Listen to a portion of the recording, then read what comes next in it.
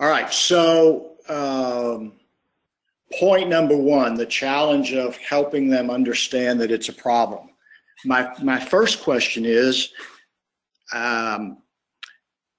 for them, is their gambling really a problem? In other words, how did they, generally speaking, how did they get into treatment? Are they in the gambling program? So let me think about this a second. So one of them, one was put herself in treatment, the 30-year-old. The other three are coming in from drug court to Southern Oregon. Okay, we're getting a little bit of feedback from somebody there. Not sure who. Oh, yes. This is Adriana. I just got the audio figured out. Oh, hey, Adriana. Good. I'm glad to hear you. Oh, good. Okay. Well, if mute your audio until you want to jump in, because what happens is we start getting some feedback. At least I think that's where it is. Okay. So go back to, in other words, who's speaking right now? That was Bridgeway, sir. And what Den was saying was that there are 3 individuals who've been referred from drug court from one of the counties. Okay. The younger 3. Yeah. Okay. And they also then were diagnosed with a gambling problem by you guys. Correct. Gotcha. Yeah. So in fact, now this is an interesting question. Do they in fact have a gambling problem? Oh, indeed. Yes, they do. There's no doubt. So they were in outpatient gambling prior to coming to residential, and they were unable to arrest the gambling behavior, and that's what kind of prompted the counselor then to put them into Gotcha. Treatment. So let me fast forward with this, and one of the reasons I'm asking about this, because after I get off the call with you guys, I think I'm going to get a call from a 27-year-old from, I think he's in Arizona or something right now, who I first saw in Illinois when he was, I believe, 17.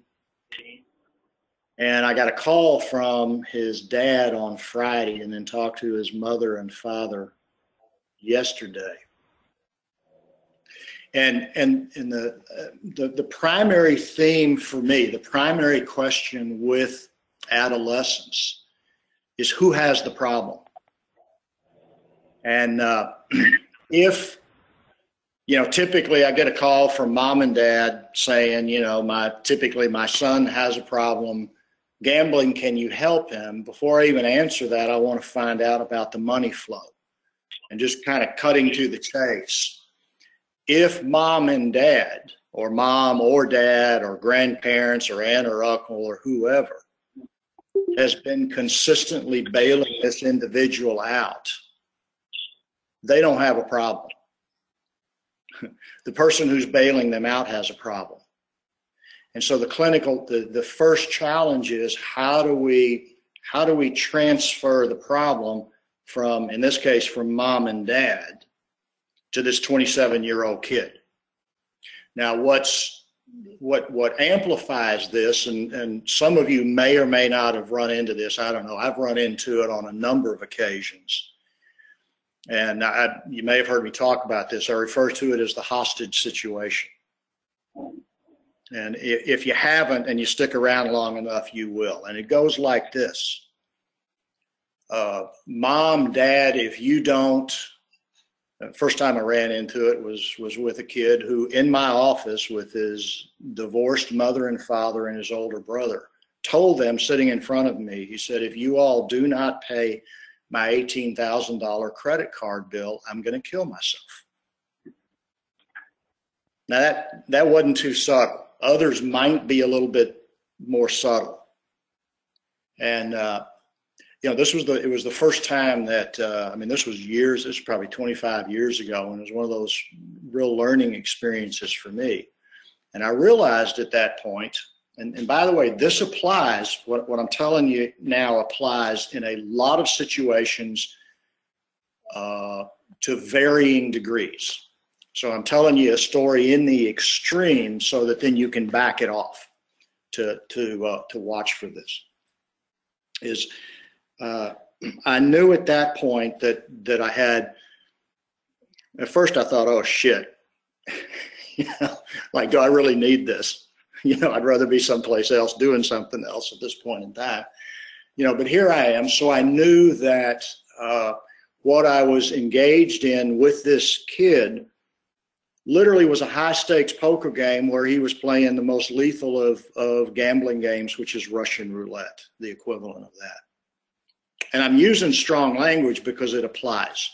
I mean, especially given that we know the extraordinarily high degree of actual and attempted suicide rates among gamblers and the level of suicidality. So I knew that two things had to happen. One is that I had to challenge him directly about his suicide threat, because I'm a mandated reporter and under the law, and you guys are too, I'm sure, in Oregon, that if I believe that there's a credible threat, then I'm obligated under the law to call the authorities to have them pick him up. All right, so I knew that. Didn't want to do that, but knew that I might have to. But the more important variable that I had to address was whether or not mom and dad were going to pay the ransom. Now, what I mean is, literally, he's sitting there telling us, I'm going to kill this person, which happens to be me, if you don't pay the $18,000 ransom. That's the language that I use because that's a language that I think addresses the gravity of the situation, but also it's very clear and very specific language. And now, if somebody else was doing that, it would be a federal offense. Right. So the way that I approach that is, first of all, I prayed, that great 4-letter prayer, which is help. And I looked at this kid directly and I said, well, let me tell you something. And then I explained to him, I'm a mandated reporter. And I said, here's what, if I believe that you're serious, here's what I have to do. So you sit there and you think about that.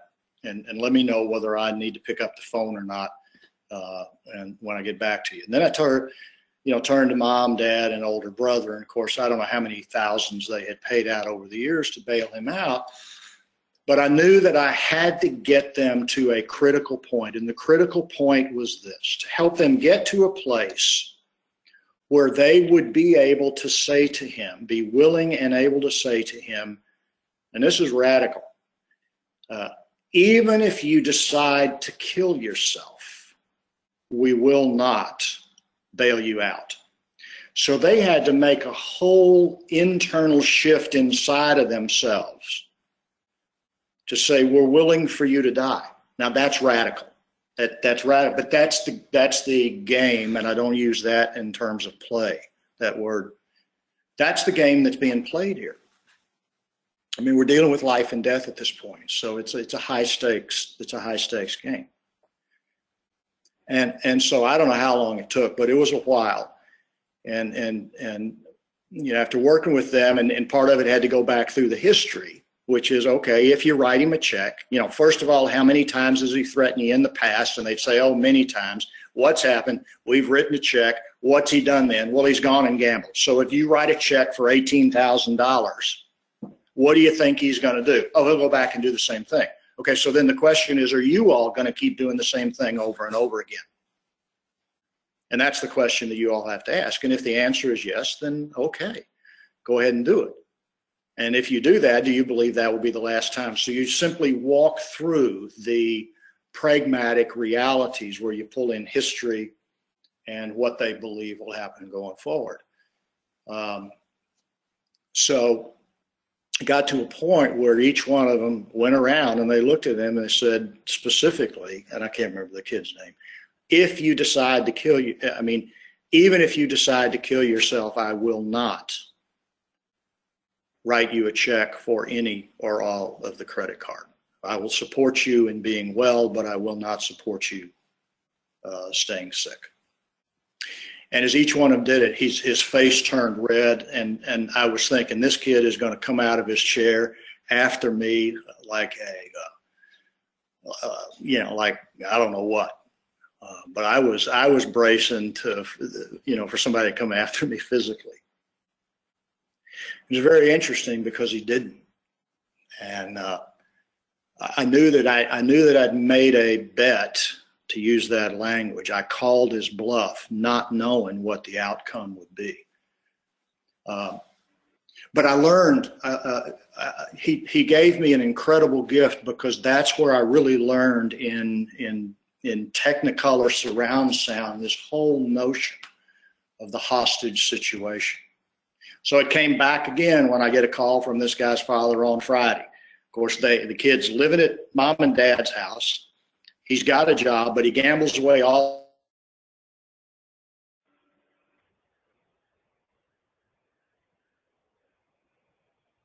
Hello? Hello? Did we lose him? I think we did. Yeah. Yeah, he's frozen up. Oh, yes, he is. How do we let him know? I don't have his email. Let me text him from this system and see if we can let him know that he's frozen. Hang on. Dick is going to try and give him a call here in a second on his cell phone. Okay. Mom, Dad, here's the place. You were gone for a while. Go ahead. All right, shoot. You were gone for a while. 5 minutes, 3 minutes. You were gone for about 3 or 4 minutes. Oh, you didn't hear me? Not for about the past 3 minutes, sir. Nobody did. Oh, you missed the best part. Where did you not hear it? Well, you wouldn't know because you didn't hear it. Where did I stop? You were staring up, and it stayed like that. So the last thing we heard from you was saying that you'd gotten a gift from this kid. Okay. All right. Let me back up because I'm short. Is the gift that I got was an understanding of what I refer to as the hostage situation. And it's one of those things that comes around and around and around and around. I can tell you that if you're working with female gamblers and they're married and they have ways of getting money out of their husband to go, or their boyfriend or whatever, to go gamble, this hostage situation that I'm talking about is at play. And it goes like this: if you don't give me the money, or whatever variation of that is, I will blank. Anybody heard that before? Yep. Okay. If you're not hearing it, start listening for it and asking, because I'm telling you that it's there. Now we call it bailouts, but if you stop at a bailout, it's necessary to understand the mechanism of a bailout.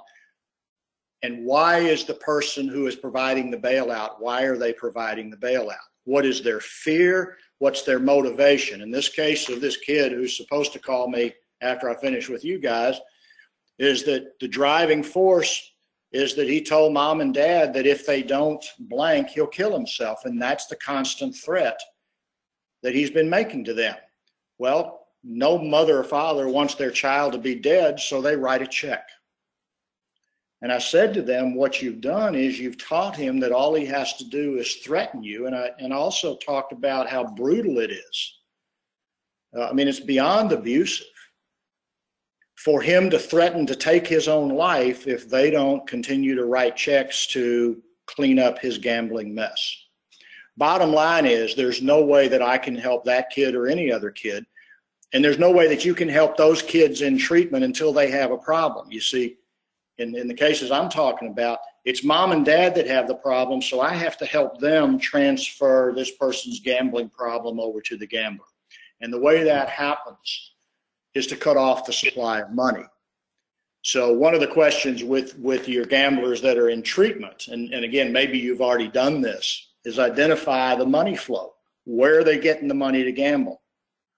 It may be from a source that you have no control over. Maybe they're selling drugs to get money to gamble. Maybe it's all interrelated, in which case you can't really do much about that. But pay attention to the whole notion of a hostage situation, because we can't help anybody unless and until they identify that they have a problem. And that may be 90% of our work. What's the problem? You know?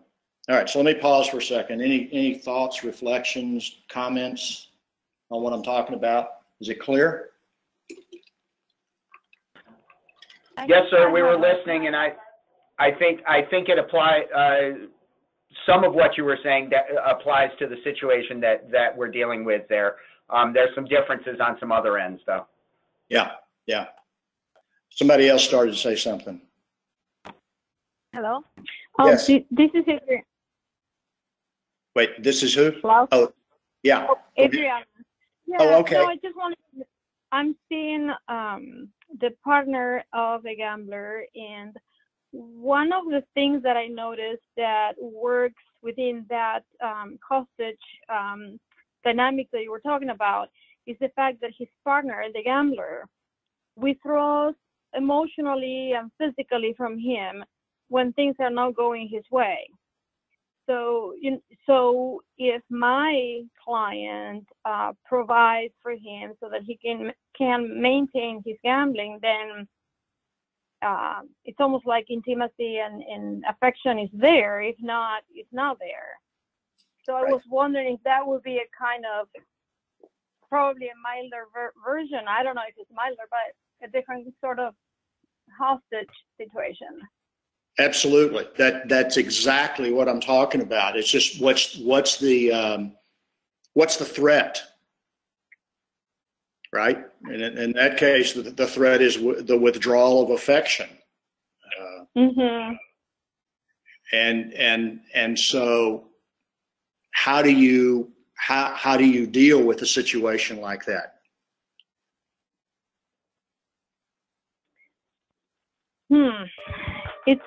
It's really interesting and it's hard.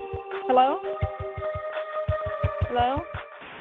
Yeah, I'm here, but we got some music going in the background from somebody's. Yeah, see if I can know where that's coming from. Caller 4. Or maybe someone trying to do caller number. Hang on there. Okay. No. Yeah, I'm not sure. It says here caller number 4, which I don't know who that is. Okay, I got him. Cut him off. Okay. All right, go ahead. What you're talking about now is really important, so let's keep going with it. Well, I guess it's been a challenge to work with that because my client has feelings for his partner, and this is a gay couple. And on one hand, he feels like he needs to draw the line. We've been talking about boundaries and what it means for him to set boundaries to his partner and his gambling, and kind of not feeling guilty about saying no and not feeling rejected or left alone when he sets those boundaries. But it's been a struggle for him because, it's like the partner is pushing his buttons, and so, it's been really hard. Okay. But dealing with go ahead. Yeah. Keep going. No, I did a lot of work with setting boundaries and kind of trying to figure out what love is for him. So in contrast, his idea of a healthy relationship with what he's having now. Okay. And the last thing I heard from him is that he's kind of thinking about leaving him.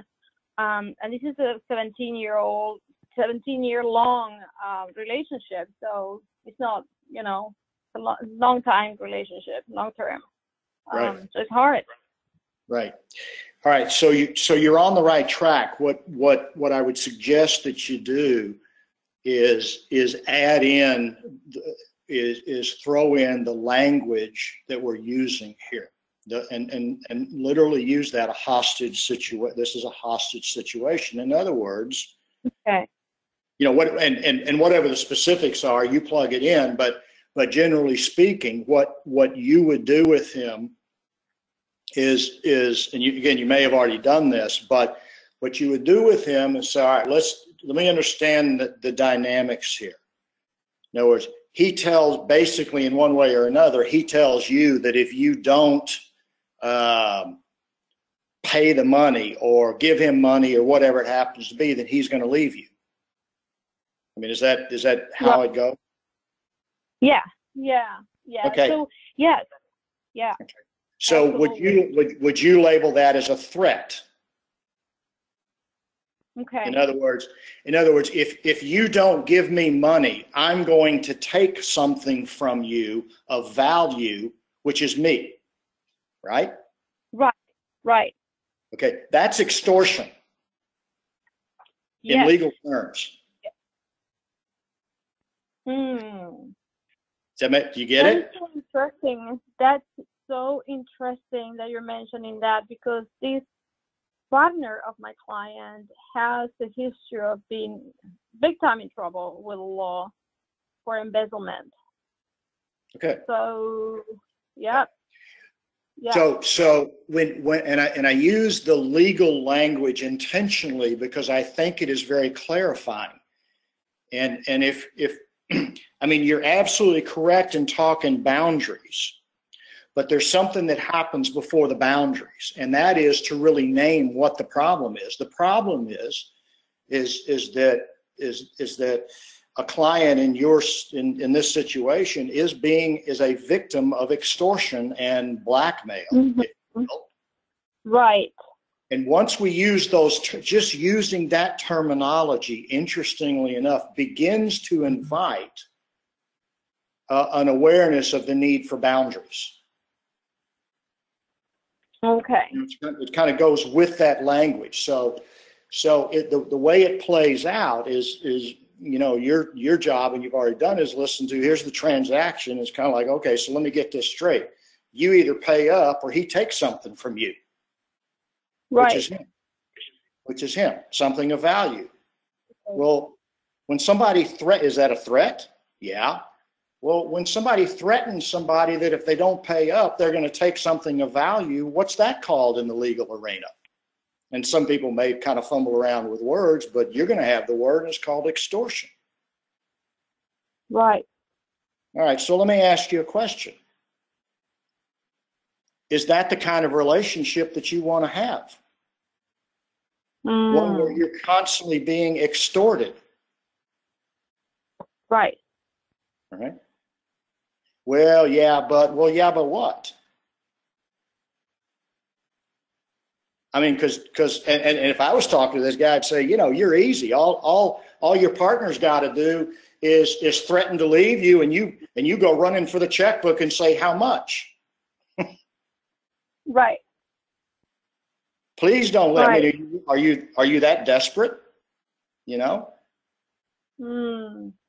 Yeah. So let me ask you another question. And again, I'm creating a fantasy of a conversation with this guy, but you know, take from it what you will. But you know, let me ask you a question. I mean, first of all, are you that desperate?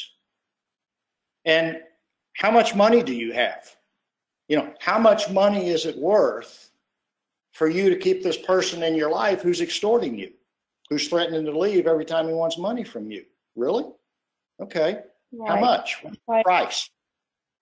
Right. So you take it to you take it to a logical extreme. Mm-hmm. Mm-hmm. And when you do that, go ahead. Mm-hmm. What are you thinking? Well, and I'm thinking that so there's some more to this story, but there's also, now that hearing you talk, I also see the extortion with this is a gay couple, and the gambler has a son, has a child, and basically this child was raised by my client because, gambler has been, Right. fooling around with other relationships and gambling and partying. And Yeah. so at some point there was a talk between the two about, well, not exactly with his words, but the gambler would say, well, but if you leave me, what is going to happen to my son? So it's huge. This is a huge extortion. Yeah. So then you double up on that language. Now you've got another hostage. Right. And so I think that if you really use that language, jump into the middle of that language, you're not going to have to work very hard to help a client in that situation begin to move to a different place. Okay.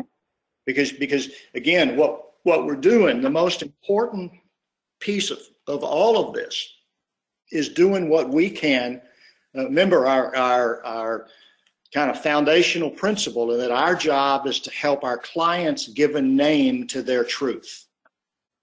And if we do that, then their truth will confront their lie or their delusion or their minimizing or their denial, whatever it happens to be. So all you're doing by using that language is giving a name to what's really going on here, because what's really going on is extortion. Right. And I like the fact that we're using language, because sometimes it feels like if we don't name it, it's not there or it doesn't exist. That's right. You know what I mean? That's right. That just naming it, putting a name on it, and describing it, and processing through it. I like that. That's right. And I think I think we refer to this kind of every time is that really is our primary job. And I really believe the better a job that we do at giving a name to what is, then I think that's 90% of our work, or 95% of it, whatever it happens to be. And so it's about naming what the real problem is. And what I would suggest to you is that the better a job you can do with that, the easier it becomes to work on setting boundaries. Now, in a situation where you've got several hostages and where you've got children being held hostage, that adds a layer of complication to it. There's no doubt about it. Yeah. But the starting point is to give a name to what is. And also know that it's not your job to solve his problems of his life for him. Maybe you already know that, but I'm just reminding all of us of that. It's your job to help him name what his problems are. And a lot of times the naming of the problem is the solution. Mm-hmm. And I'll give you an example of that occurred this morning in just a little bit. Okay. This is great. Thank you for mentioning that and following. And you're picking it up. I'm describing the most blatant example of a hostage situation, and then I realized that I could dial it way back, as it were, but it was no less significant. And what you're talking about are the kinds of situations. That's exactly what I'm talking about. And I think that all of you, if you really begin to look at this, will discover this in more and more places. I mean, if somebody's, living alone and they're not in relationship with anybody, then, maybe it doesn't apply, but it's going to be there more times than it's not. Right. Anybody else have any reflections on that?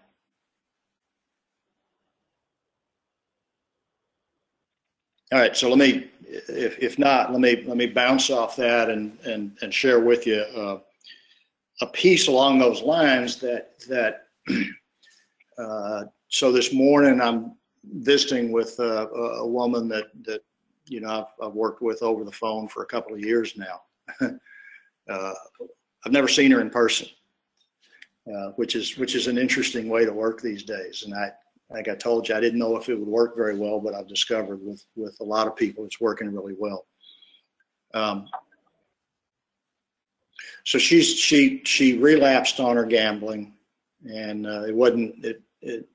she and her husband have a lot of money, and she went to the casino last Thursday and last Friday in another state, and I think at most gambled away $100, which isn't even a blip on the radar for them. And when she's telling me that, she kind of laughs. So, you know, we've been all through she understands what function her gambling serves. And, you know, we've spent a lot of time talking about that. But so really, instead of focusing on her gambling, I said, what gave rise to this? You know, what was going on? Well, she's in her late 60s. She's a nurse by profession, and so she's used to dealing with loss and suffering, just not her own. She's very good at taking care of everybody else, but not so much herself. And her husband's way of dealing with things is going out to the farm and getting busy working. So they had a friend collapse into a coma, and somebody else die, and she's in chronic pain, and he disappeared. And so when I asked her what was going on, you know, and she told me that, she started crying. And I simply said, you know, I reflected. I said, you're one of the most amazing people that I know in terms of being there for others in the midst of their suffering. But where do you go with yours? And she said, well, the casino. And we know, you know, we've talked about the casino being a great place to go to win and lose. You know, we talked about this last time that the casino or gambling, the card rooms, whatever it happens to be, is a great place to go to deal with loss, not just for the anesthesia quality of it or the escape quality like it is with substance use, but also the fact that when you're gambling, you can place the next bet and you can undo the problem of loss. In other words, you can place the next bet and win. So there's this whole dynamic of winning and losing that is part of gambling. If that weren't a part of it, then somebody like that would just get on their computer and play a simulated video game or something like that.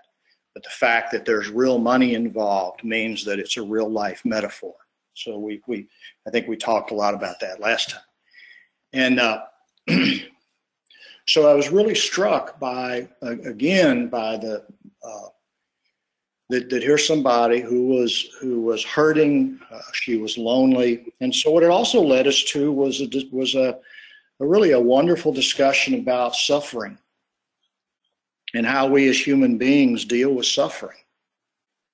And everybody you and I are working with is suffering somehow. And whether their definition of their problem is actually their problem, or whether it's our job to help them redefine what it is, somewhere in the middle of that is suffering. So, you know, we had a great discussion. She's a devout Catholic, and at the same time doesn't completely buy into everything in the church. And we had a great discussion about this time of season, about suffering, about her own suffering, being in chronic pain, and not saying anything to anyone. And so, you know, after I hung up, and it was a great connection, and it was just two people talking. And what I had reaffirmed for me is the power of healing that takes place simply by connection, number one. Number two, also that we spent very little time talking about her gambling relapse. Well, we talked about what was really going on, and that doesn't mean we ignored it. And she hadn't talked to her husband about it, and where we got to was saying, you know, this is your pain about the loss of your friends, about your own health, and that you went to the casino. is a great opportunity for you to have a discussion with your husband about some really substantive things. And we'll see if she accepts the challenge. And that's what I challenged her to do, is invited her to tell him, I did go to the casino. I went last Thursday and I went last Friday when you left town. And I was angry at you and I was hurting and I was alone and I wanted you here to be with me. But I never asked you to do that. And, I also suggested to her, I said, let me ask you, did you think about picking up the phone and giving me a call? She said, yeah, well, I thought about it. And then I decided not to. And I just reaffirmed for her that, look, you get in that situation again, I'm here. Give me a call, maybe 5 minutes. And, because sometimes it's enough for somebody to say, I'm hurting, and have somebody else hear that. And a lot of times that's enough. Anyway, let me pause for a second, see what you guys are thinking. So, hey, Chris. Yeah. Dick.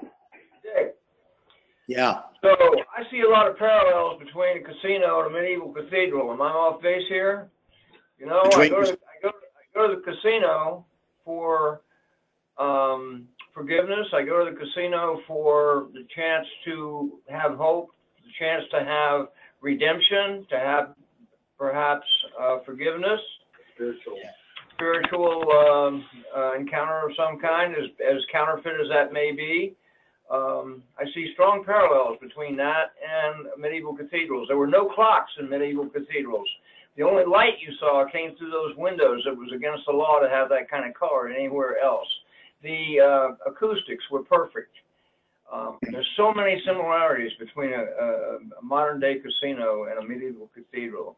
What is your take on that? That's really cool. Yeah. Some of the things you just said, I didn't know. I think, to me, that's under the heading of to me, one of the coolest areas of discussion with gamblers, and that is in the realm of both the reality and the metaphor of this.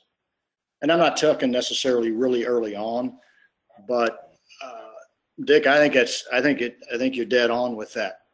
And I think there are people that it's important to have those discussions with. I think that's probably, at least for me, one of the most significant pieces of this. And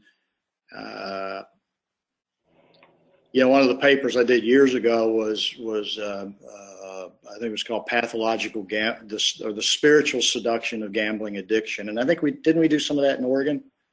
Yeah, we did. Touch on that. Yeah, and I mean, to me, that's the most significant piece of this. And and the other piece that I did at a national conference once was Pathological Gambling: A Misdirected Search for Faith, where I talked about the gambling journey and the faith journey and the extraordinary parallels there.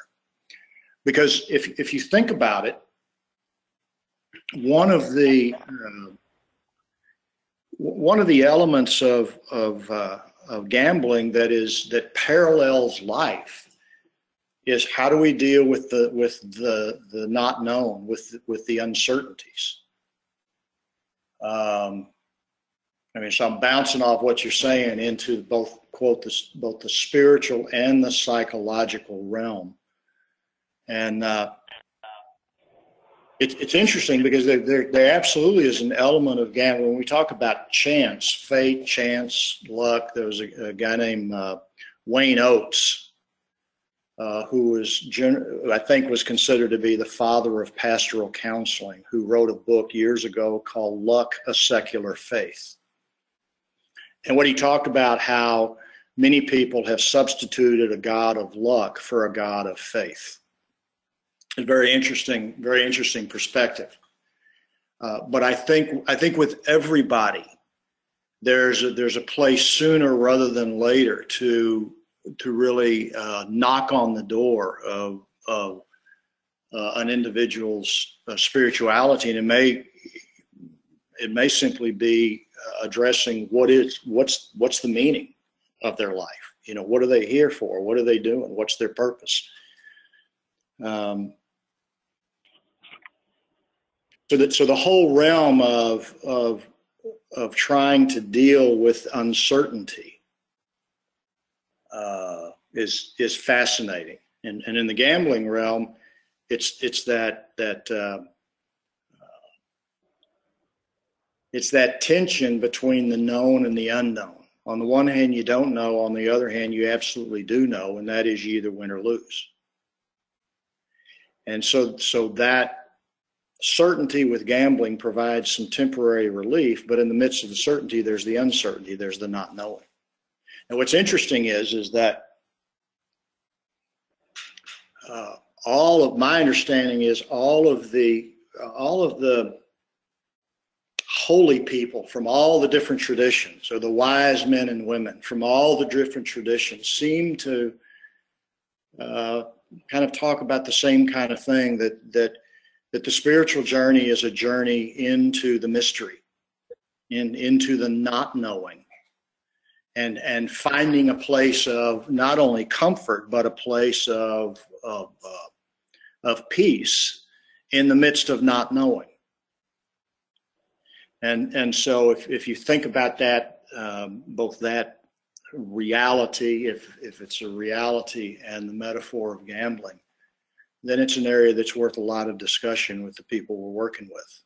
I know we're talking kind of, seems a bit existential, but actually to me it's very practical.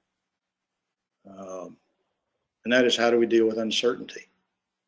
You know, how do we deal with suffering? How do we deal with loss? Well, people coming into your office, they want to know what's going to happen tomorrow, which is about anxiety. How do we deal with anxiety?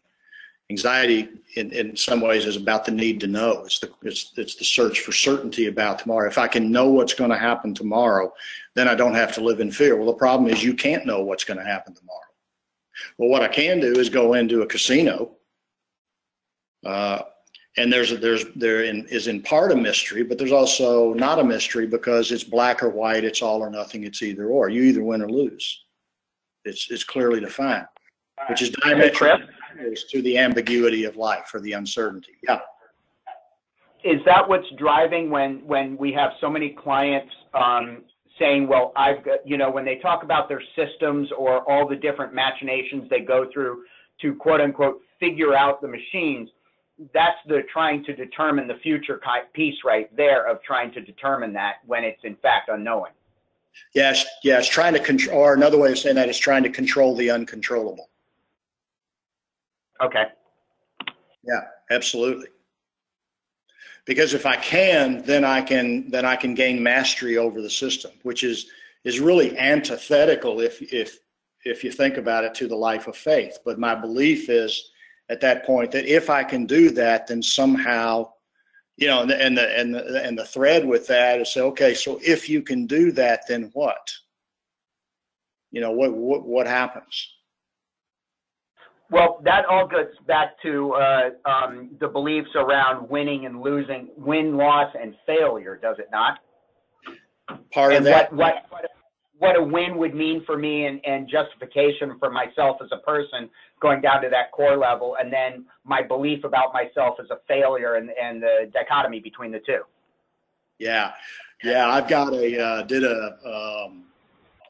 we did a couple of years in Vermont where we interviewed some female gamblers and have it on tape, and I think I've transcribed a lot of that, but I was really struck by one woman who directly, you know, to your point, directly connected winning a bet to being able to go home and show her mother that she was not a loser, that she was not a failure, that she was not worthless. And so all of that then plays out in the gambling arena. If I can win, then I'm a winner. And if I lose, then I'm a loser anyway. But the good news is that I can place the next bet, and I can somehow be magically transported or mystically transformed from being a loser into being a winner. And so, yeah, that's the stuff that you talk about with folks in your session with them, and that gets at the heading that directly falls under the heading of what function does your gambling serve for you. You know, and as you know, that's stuff that when people first come in, they are not conscious of, for the most part. And once you do that, the kind of work that you're doing with them, and you help them become conscious of that, then that has a way of screwing up their gambling,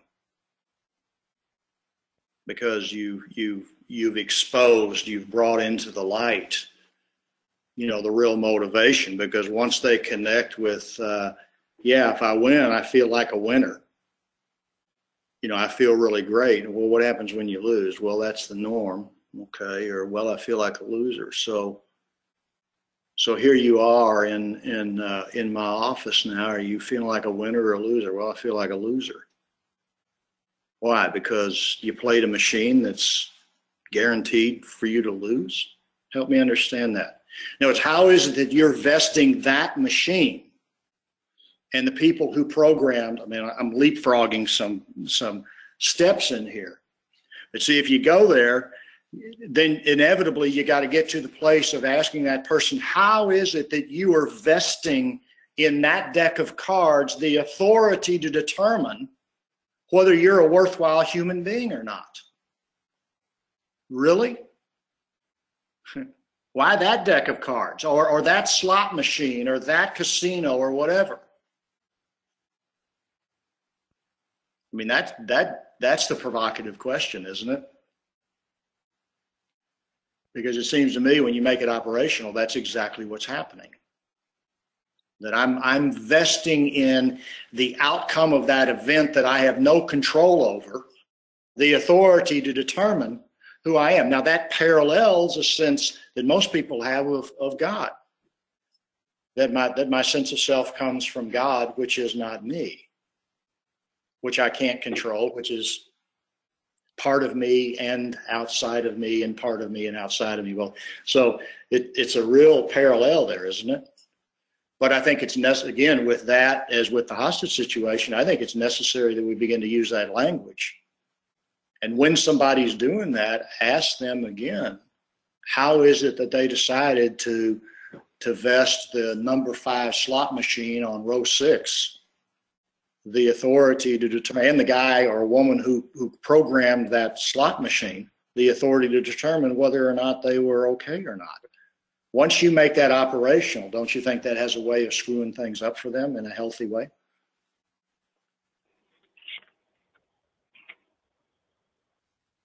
So do you take it to that point?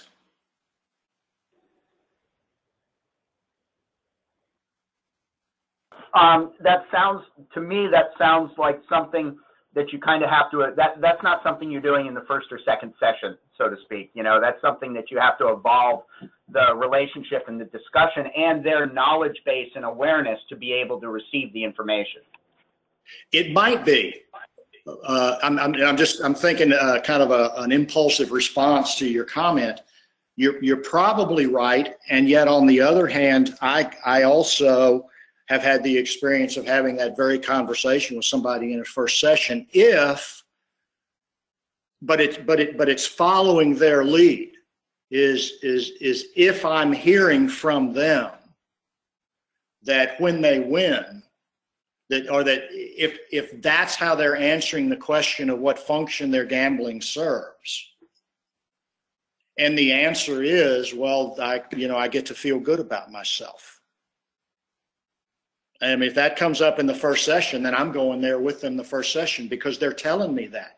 By telling me that, they're telling me, the unspoken part of what they're telling me is that they have vested that machine with the authority to determine their sense of self. Does that make sense? Yes, I was listening to Dick and Den talking, and they were pretty much mirroring exactly what you were saying as you were saying it. Yeah. Exactly. So that's under the heading of, and again, I'm making some assumptions here, but well,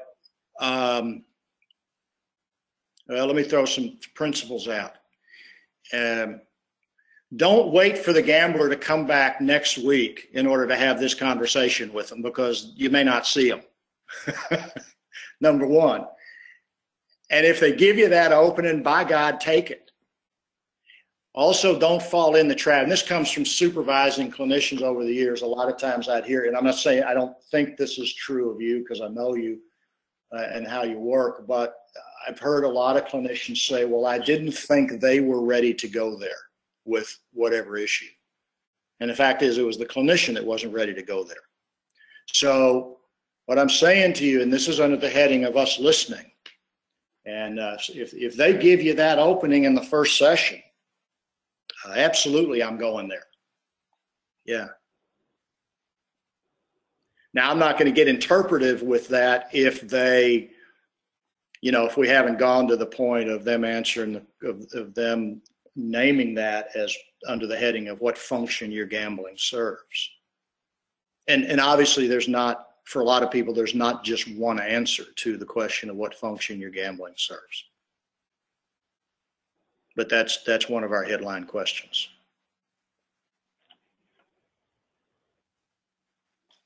All right, so what else? We got about 10 more minutes here. What's this stirring for anybody? Brandy, you there? Yeah, I'm here. How you doing? Doing good. It really struck me when you said don't wait for them to come back next week. Like if you see an opening, they're bringing it up for a reason. And that made me really think about some of my sessions that I've had. If it was more on my side that I didn't, you know, go down that route, or if I really didn't think they were ready. Right, right. Yeah. And yeah. And that's one of those things that I gotta, you know, I hear myself saying it, so I'm you know, I need to go I need to go back and listen to the tape of what I'm saying to remind myself of that. But so it's helpful to you know, it's helpful to name these principles. But what I know is, especially with gamblers, because, and I think we say this just about every time, remember that the best solution for a gambler is not treatment. It's placing the next bet and winning.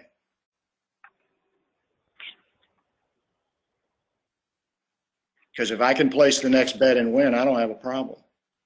And again, that goes back to, and this is our mantra, what sets gambling apart from the other addictions, not better, worse, just different, is the reality that you can place the next bet and win. And we have to know that. And that's something that probably I have a conversation about with every gambler I work with the first session. You know, that's just part of the, you know, first session punch list, if you will. Look, you and I both know that you can go place the next bet and win. You can walk out the door, you know, you can go buy a lottery ticket or scratch off, you can win, you can go to the casino, you can go to the card room, whatever, and you can win, right? Let's get that straight. I know it, you know it. Now, let's move on. So, yeah. Okay, anybody else?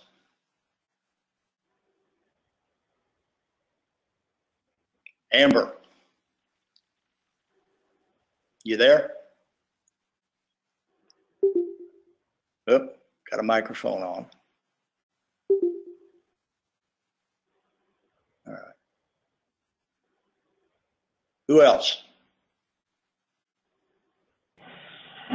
I have a question. We were talking about the adolescents before, right? And I'm finding with young people, they're very reward sensitive, right? And so being reward sensitive, it makes it really challenging to kind of get them to see their part in what's going on. So we try to use contingency therapy, right, with them, which makes it difficult in residential, but we can. And I just want to know if you could speak to being threat sensitive as opposed to reward sensitive and the different approaches to that. Yeah. And first of all, I'll say any of you who are really good at working with adolescents, my hat's off to you. I mean, because it's a real challenge. And I'll be honest with you, I think I probably do. I mean, it's easy working, easy. I mean, it's not, relatively speaking, it's easy working with somebody that that is experiencing a lot of pain. I mean, I think this cuts across all the addictions, but it has experienced the reality of pain of the consequences of their actions. And, you know, who's lost a license to practice their profession or been through a divorce. But I mean, that's easy. They have that base, that foundation of pain. But what do you do with the younger people that have a lot of pain, but it may or may not be directly related to their gambling or their other activities? Mostly they see that as a way out. Bottom line is, I wish I had a good answer for you. I know that what I do. I mean, I saw a 20-year-old kid earlier this week. I mean, this is amazing to me. A 20-year-old kid who's I think it's his junior year here at UT in Austin, who's going to the legal card rooms where you pay a membership fee to play, and they don't take any rake out of the pot. What that means is that it's not run by the house, and so the house doesn't take a cut out of every pot. I mean, he ran $50 or $100 up to a $20,000 bankroll at one of the card rooms here in Austin for a college student who's working a part-time job for a few bucks an hour. That's huge money. And his mom dragged him in because by the time he got here, he owed some guy someplace else $6,000, somebody else $8,000, and a couple friends a few $1,000s each, plus credit card. And what I knew was, back to what we were talking about, who's got the problem. He's wanting mom to write a check to pay everybody off because she's afraid. So I had to go through that. And first session I had with mom and him, and really educating her about what was going on with him. And the way that I did that was really be pretty direct with him. I mean, he would talk about what a wonderful card player he was. And my response would be, well, you know, if you were that great, you damn sure wouldn't be sitting here, you know, in my office. I said, so you may be a great card player, but you got a bigger problem than your card player. And he said, what's that? I said, it's you. You can't control you. At least you want to talk empirical evidence and card counting and probabilities and that sort of thing. I said, you're a lock. So I really was, I had to do something and I really wasn't doing work with him. I'm doing work with mom to help her understand where this kid's head was at, to help her not understand this from the outside in, but from the inside out. And so ultimately, where I want to get to, if they don't have a lot of pain connected to, then the other side of that is, well, if you don't have the pain as a foundation, what do you? And then it's a matter of vision. What do you want to do with your life? Well, I don't know. Well, what are you in school for? Well, I'm studying blah, blah, blah. Why are you studying that? Well, because I might want to do this. Okay, so how do you get there? And I've told this story a lot of times, but again, it was one of those teaching moments for me where I was in Illinois and I got a call from a dad in Iowa whose son was in school at Notre Dame. And he said, can you help my son? He's failing his classes. I don't know. He said, he'll be coming through Chicago on his way for, I don't know, Christmas or Thanksgiving. I said, yeah, I haven't stopped by the office. So this was years ago. This kid came in and I knew that we didn't have that foundation of pain to access, to bounce off of, because dad was paying, and dad said, I'm not going to be paying any more stuff. So this kid comes in and I don't know, I asked him, I said, why are you in school? He said, well, I'd like to become a lawyer. Okay, well, what do you have to do to become a lawyer? I mean, I know what you got to do.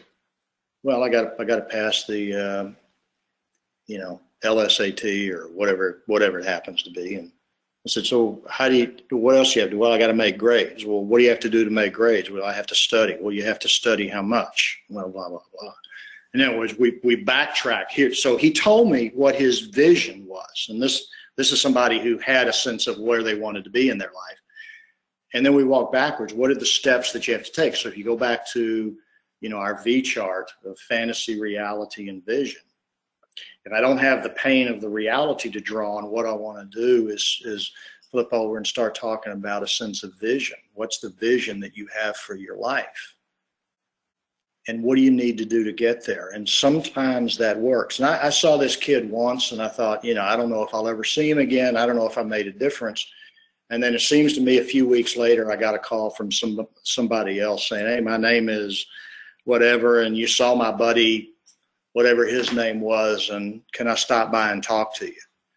So I've never heard from this kid. I don't know if he could be a world famous lawyer for all I know right now, or he could be, he could be dead or anywhere in between. I don't know, but he taught me. And what he taught me was, and I've worked with this over and over again with younger folks is trying to help them connect with some sense of vision. What do they want for their life? Now, if you run into a kid who says, I want to become a professional poker player, then, which some do, then you got a different challenge, but then it gets to me not resisting them playing poker. I'm not going to go up against that. If you want to go play poker, then go have at it. It's okay. What do you need to do what do you need to do in order to become a well, I'll need to learn how to control myself. Well, how are you going to do that? How are you going to make that happen? How's that going to happen? How's that going to work? What are you going to do? So even then, it's about establishing the whole principle around you have a life and you get to, and guess what? You get to be responsible for the life that you have, and you get to make choices along the way. And the question is, do you want to make choices about the direction of your life, or do you want to let the guy kicking the ball through the uprights on Sunday afternoon determine your life? So I always go back to this, somewhere we're going to weave in this whole theme of responsibility versus abdication of responsibility, because when you place a bet, you're handing control of your life over to the outcome of a wager, which by definition is outside of your control. So those are those polarities that we play. I don't know if that's a good answer to what you're asking, but I know that with adolescents, that's the approach that I take with varying degrees of success. Response?